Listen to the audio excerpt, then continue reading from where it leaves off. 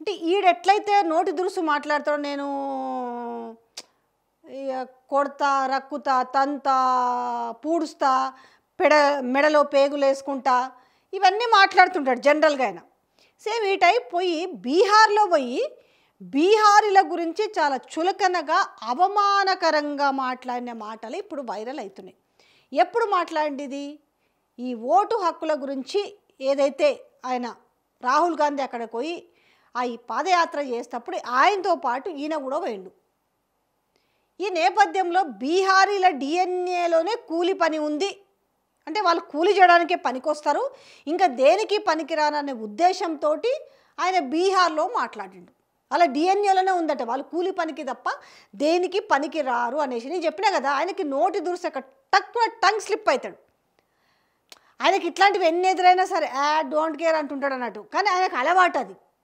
But అన్నిసార్లు అన్నీ work out అవ్వవు కదా. సో ఇక్కడ ఏంటంటే బీహారీ ప్రజలు సిద్ధంగా ఉన్నారు.